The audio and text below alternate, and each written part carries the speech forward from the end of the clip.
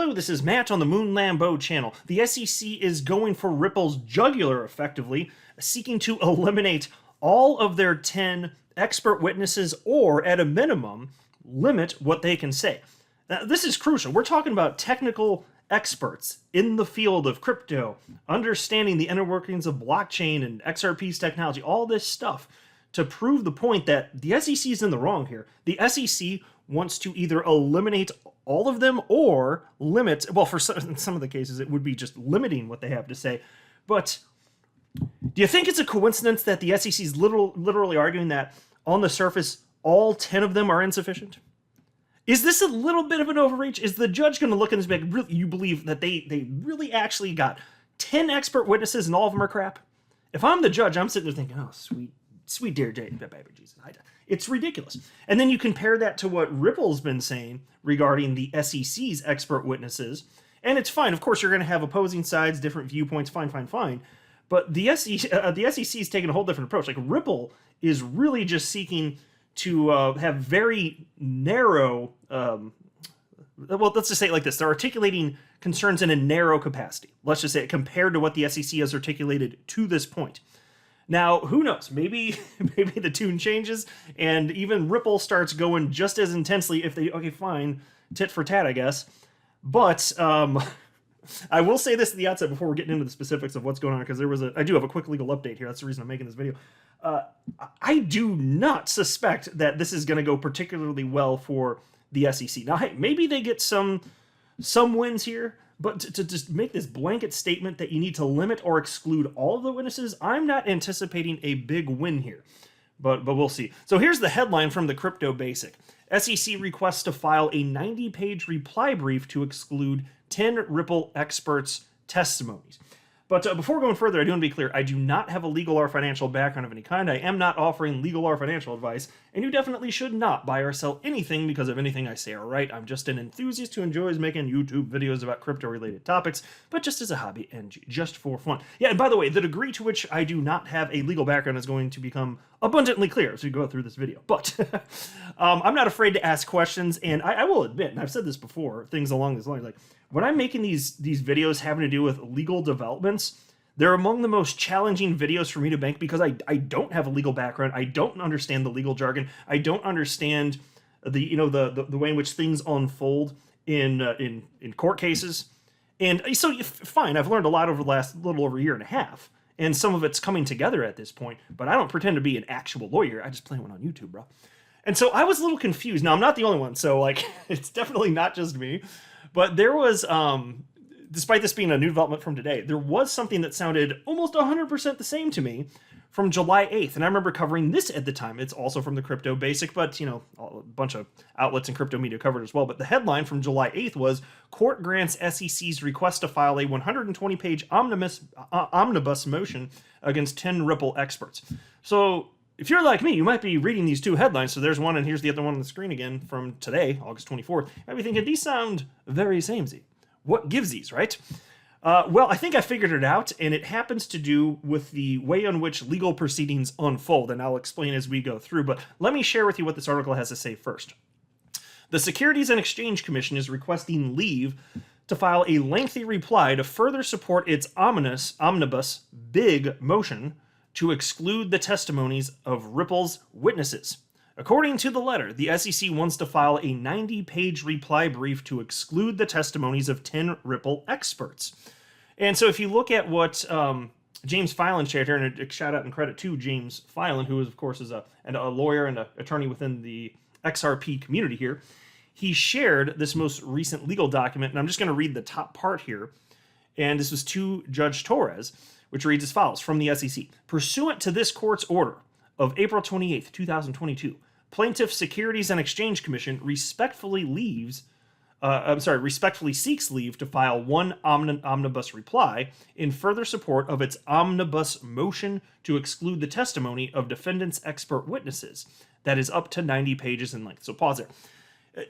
So what we've come to learn here, and I covered this in July, the omnibus term here, it just means that they want to basically put a bunch of what would have been separate filings into one legal document. Omnibus motion, it's what would, again, otherwise would have been a bunch of separate, smaller documents into one big one. So that part I did know, and it was good to have a refresher on that, super duper. But still, sounds kind of samey on the surface for us who are, we who are not in the world of legal developments. Now, any lawyer out there listening to this, you already know the answer, right? I think you do, right? And I think I finally got it. But check this out. So let me go a little further in this article here. So there's the quote from the SEC legal brief here, which reads as follows. The motion seeks to exclude or limit the testimony of 10 experts retained by defendants, Ripple Labs, Chris Larson, and Brad Garlinghouse, end quote, the SEC noted in its letter. It is noteworthy that the court had previously granted the commission's request to file an opening brief of up to 120 pages in support of the motion to exclude Ripple experts' testimonies. So I'll just pause a note right here. Based on this entire article, when I read through this for the first time, I'm sitting here thinking, the Crypto Basic, thank you. I like you as a media outlet. You wrote this article, but I don't get the sense that the author of this has an understanding of the difference between what happened in July, and what happened today. Also, I think they also don't know because they don't answer the damn question in this. It's not, so they bring it up, the similar thing, but then did they not question, this sounds very similar, because they didn't even bring it up here. Well, I'll do it. Fine. You make me, fine. I'll look like, I'll take the role of I'm the stupid guy that doesn't know asking the question. Fine. Happy to do that. Anyway, piece continues. While the order did not specify a page limit for replies, the order, as well as the court's individual practices in civil cases, allows a 15-page limit for replies, the SEC stated. And so based on this, the SEC is requesting to file a 90-page omnibus reply in support of its motion to exclude the testimonies of 10 Ripple experts. So pause. They're using the exact language in the legal filing from today, but not explaining the difference. But they brought it up. They recognized it was similar, but they didn't explain the difference. All right, so let's just dig into this. Let's explain what's going on. I think I have the answer. If not, then y'all can just make fun of me. But I don't pretend I know everything. I'm not a know-it-all. I just like to share the things I do know.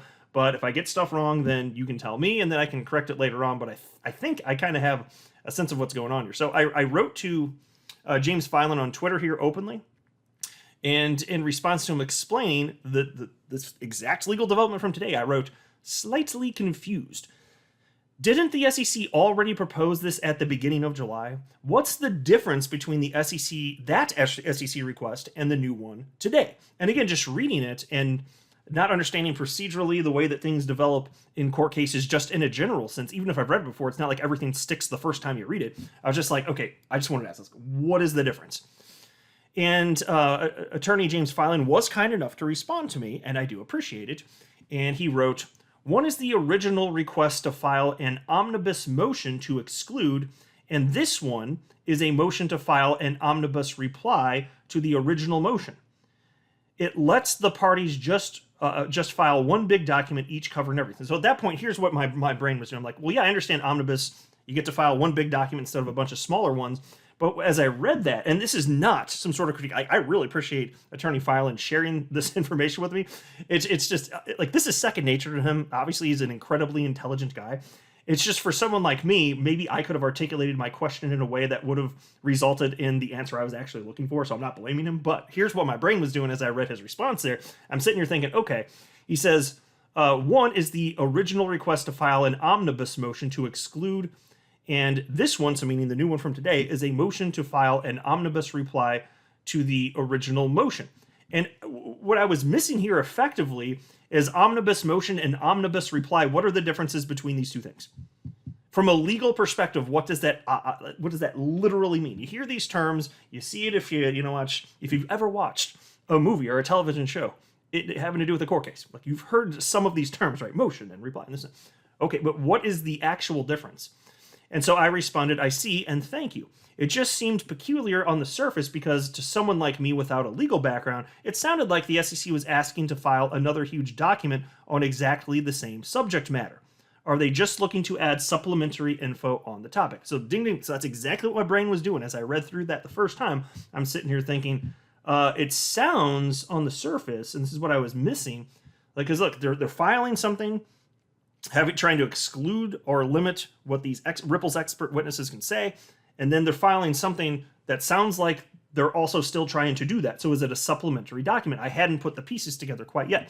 And then Attorney Filan wrote in response, it just lets them keep the reply in one document instead of a bunch of smaller ones. Okay, so that answers the part regarding omnibus, but the part that I was missing at that point in time, and Twitter's a difficult place to try and straighten stuff like this out and like share complex ideas and stuff.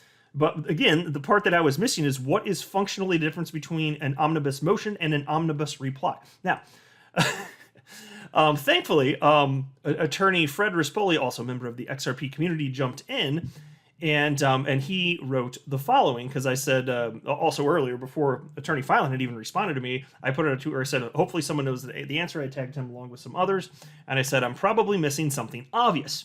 And so I will say, yeah, like it's obvious if you understand the legal terms and the way that things legally unfold. I did not, right? And so Attorney Fred Rispoli said, they were silent on the reply part in the July request.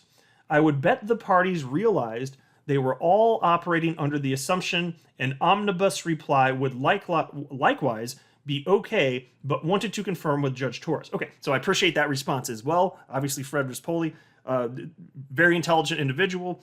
I love how he shares his thoughts, and I think he makes a ton of sense. I love that he sued Jay Clayton and Hinman, and he took that back, but I think he's going to go after them again. On a scale of 1 to 10, 2 thumbs up. I still was missing something there. Admittedly, I was like, okay, what's the difference between the two, though? And so I wrote the following to him. I said, a reply to who, though? To Ripple regarding something they may end up filing on this topic, ? I think I'm missing or misunderstanding something obvious still. To which Fred Rispoli responded with a tweet that ultimately started to make things clear to me, unless I'm actually still missing this, in which case, okay, super embarrassed. I'm just kidding, I have no shame. But anyway, Fred Rispoli said, generally, the briefing schedule of dispositive, i.e. really important motions, is first the motion, then there's opposition, then reply. So pause. What he's saying here is, first there's a motion, which would be the initial July, in this case, the initial July document sent to Judge Torres seeking to limit or exclude Ripple's expert witnesses. So that'd be the motion. Then the next part would be the opposition. The opposition would be, in this case, since the SEC filed that motion, the opposition would be Ripple, the defendant in this particular case. Then they get to respond. Then, after that, the SEC gets to reply. But so if I'm understanding this correctly, it is also the case that in order to reply, you must first get approval of the court via local rules. I think that's what the case is anyway.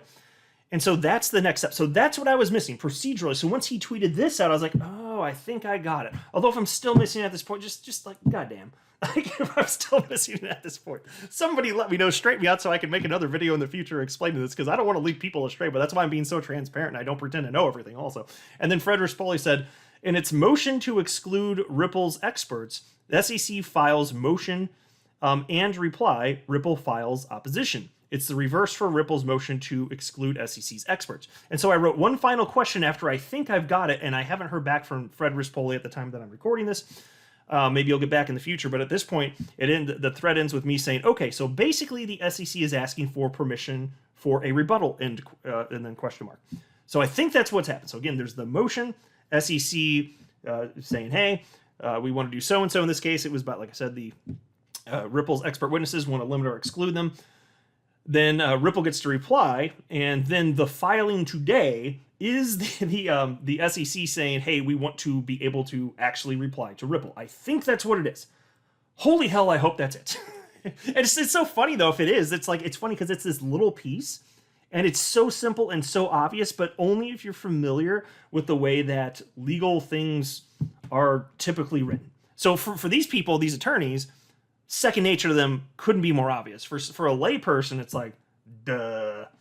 You know, it's kind of like, have you ever put together like a piece of furniture from, I don't know, IKEA or pick whatever, and you're looking at the instructions and you're reading and it's like, did any of the people that created these instructions to assemble this furniture ever ask a regular person to put it together to provide feedback to find out whether or not it's clear? It kind of made me think about something like that, to be honest. So whatever, I can laugh about it. It's fine. I don't pretend to know everything, but hopefully that's it. If I am wrong, again, please drop a comment below, but I'm going to go ahead and wrap up here. I'm not a financial advisor. You should not buy or sell anything because of anything I say or write. That would be a very, very, very bad idea. Until next time, to the moon, Lambo.